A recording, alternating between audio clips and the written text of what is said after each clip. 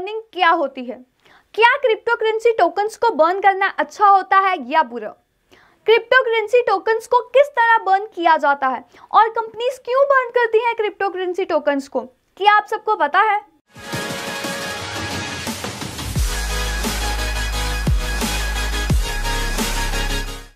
So hello everyone, welcome to Finstreet. आज की इस वीडियो में हम बात करने वाले हैं जो अभी अबव क्वेश्चंस मैंने मेंशन किए हैं उनके आंसर्स को फाइंड आउट करेंगे एंड और भी बहुत सारी बातें करेंगे जो यहाँ पर रिलेटेड है to crypto burning and tokens burning. सारी इंपॉर्टेंट इंफॉर्मेशन यहाँ पर गेन करेंगे जो आप सबके लिए जाननी जरूरी है एंड हम यहाँ पर बात करेंगे कुछ बर्निंग इवेंट्स के बारे में। एंड एक मेजर इवेंट भी हुआ है जहाँ पर Shiba Inu token burn event हुआ है एंड यहाँ पर काफी मेजर अपडेट सुनने को मिल रही है, तो वो भी डिस्कस करेंगे।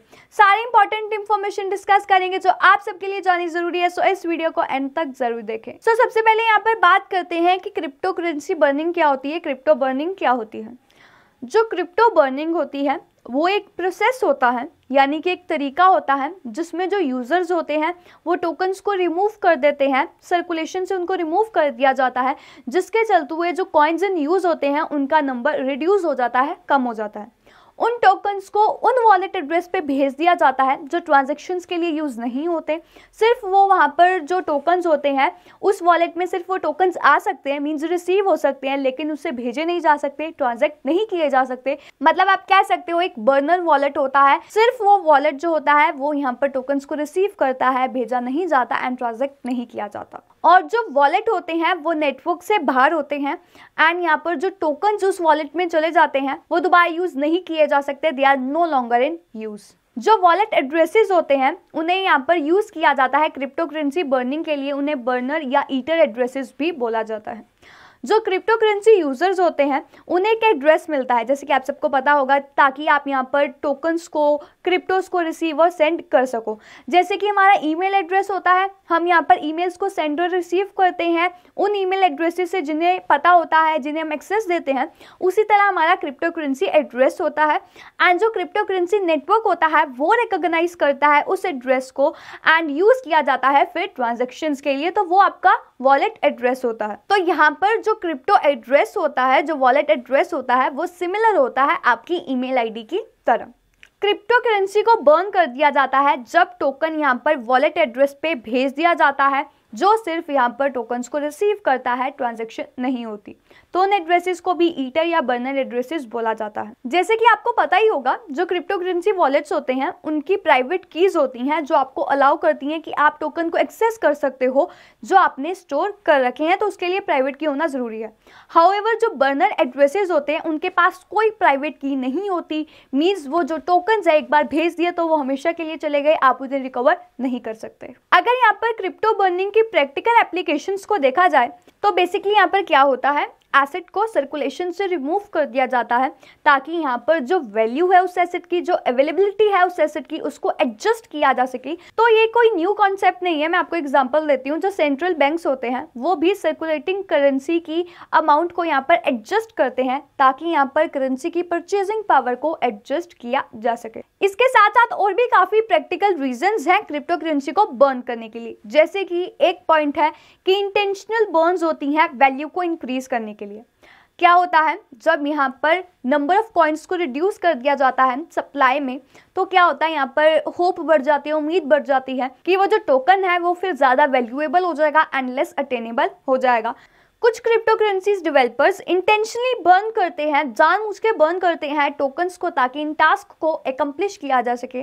लेकिन हमेशा ऐसा नहीं होता कि सप्लाई कम हो जाएगी तो प्राइस इंक्रीज हो जाएगा।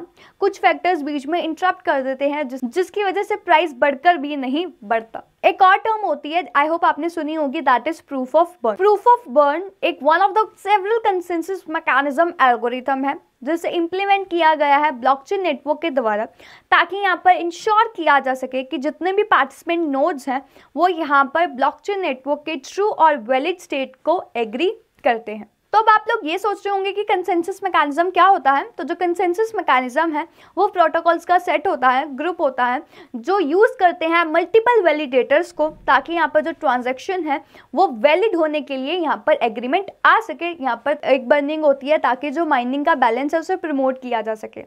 क्योंकि कभी कभार पॉसिबिलिटी होती है कि जो अर्ली अडॉप्टर्स होते हैं उन्हें यहाँ पर अनफेयर एडवांटेज मिल जाता है। तो इस पॉसिबिलिटी को कम करने के लिए, प्रिवेंट करने के लिए जो प्रूफ ऑफ बर्न सिस्टम है उन्होंने इंप्लीमेंट किया है मैकेनिज्म जो प्रमोट करता है कि क्रिप्टो करेंसी टोकन्स की जो बर्निंग है वो पीरियोडिक वे में होती रहे, मींस बैलेंस वे में होती रहे, ताकि यहाँ पर जो अर्ली माइनिंग अडॉप्टर्स हैं, न्यू यूजर्स हैं, उनमें बैलेंस बना रहे। तो यहाँ पर क्रिप्टो बर्निंग के एक ही एस्पेक्ट नहीं होता, काफ़ी सारे एस्पेक्ट्स होते हैं जिनके थ्रू यहाँ पर बर्निंग की जाती है एंड काफ़ी डिफरेंट इंटेंशंस होते हैं क्रिप्टो को बर्न करने के लिए। अब क्रिप्टो करेंसी को बर्न करना अच्छा है या बुरा?